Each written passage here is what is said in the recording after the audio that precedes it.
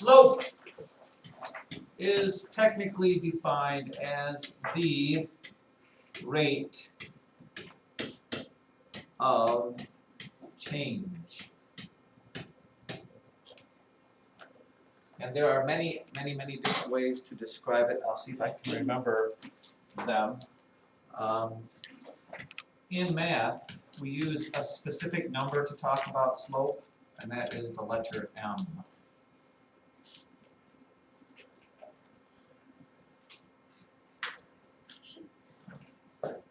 Slope is defined as rise over run,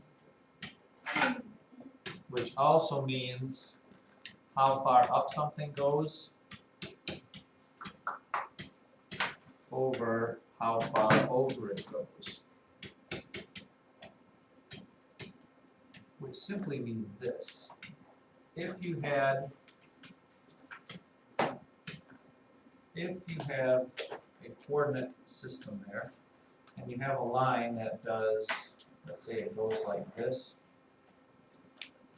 We've done this, we did this last year, I'm sure. Okay, if you make a triangle, you think about where a right angle, how you got these lines on your paper that do this. And you make this triangle over here. To find the slope of that triangle, you see how high the triangle is, which is 2 high, over how wide that triangle is, which happens to be 2 as well. So the slope is 2 over 2, which is, it has a slope of 1.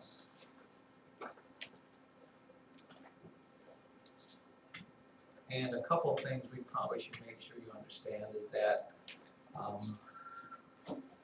when you do have graphs of those lines, make sure you write this down, because this is kind of a confusing thing for some people.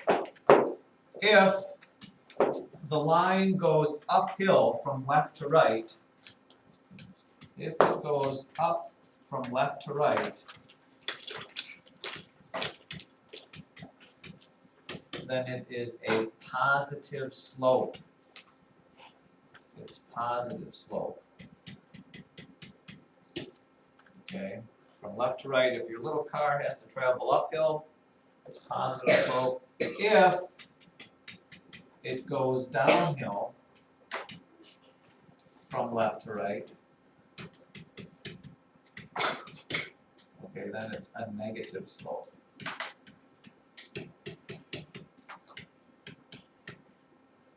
Okay, it is a negative slope. So this is an example of negative slope. That is an example of positive slope. Which means you should ask a certain question. A couple other, for instances here. What if you have this? 2 more examples. What if your line is a horizontal line, and what if your line is a vertical line?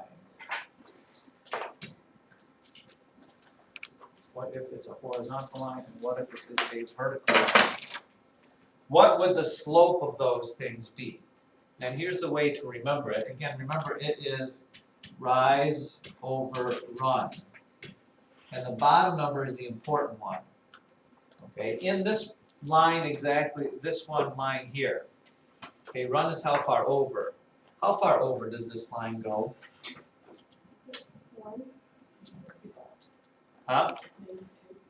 No, how far over? If you were making this a triangle, which you can't do, what is the change in x? In other words, how wide is it from there to there? It sounds bizarre because it is bizarre. Steph, it is nothing. It's 0. Okay, and if you have 0 on the bottom of a fraction, what do you get? 0. No, you don't get 0, you get no solution. This one has no slope.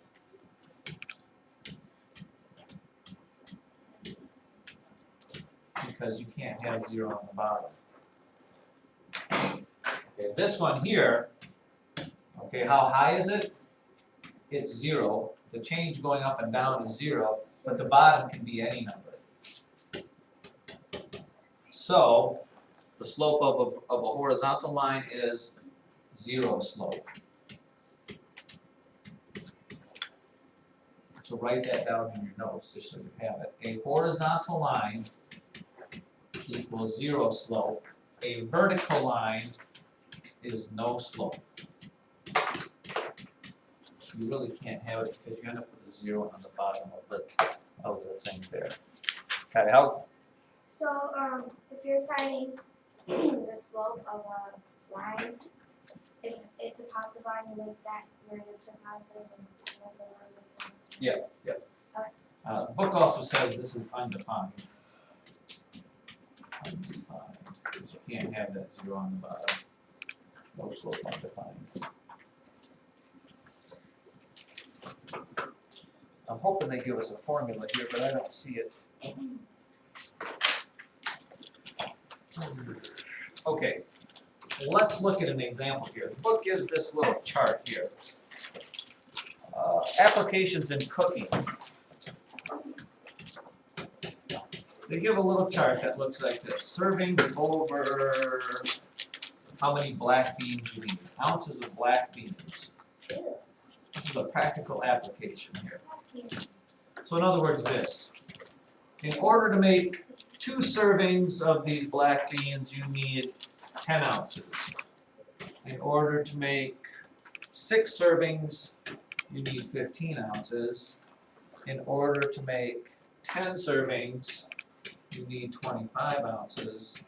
And in order to make 18 servings, you need 45 ounces. Now the question that the book asks is, find the rate of change, which is the slope. Now let's just do this here. If we were graphing this, if we were to graph this thing, I guess we don't need the other parts over there because we don't have it. These are the y numbers. This is the y-axis, this is the x-axis. So I put a point at 2, 10. For 2 servings, I need, boy, I think I'm going to have to change my graph here. Let's make each one of these worth 5. So there's 2 10, so we can fit this on here. At 6, 3, 4, 5, 6, it's what, 25? 5, 10, 15, 20, 25. So my line is going to look like this, and so on and so on. How do I find the slope of that? Again, remember we said it was the, it's the rise over the run, which is the same thing as the change in y over the change in x. So if you think about this little triangle that we draw right here, here you make this right triangle, you come straight down to this and straight across from there. The question you ask yourself is the change in y. From here to here is how many? What is it? How high is this triangle? Knowing that each one of these is 5, 5, 10, it's 15 units high, that's your top number. How wide is it from here to here? Where did we go? From 2 to what was this? 3, 4, 5, 6. How wide was this? 1, 2, 3, 4. It was 4 units from here to here. So what is the slope of the line? And then you have to ask yourself, is it going uphill? Yes, it is. This is your slope, 15 over 4. Now, wait, did I do that one? I think I did.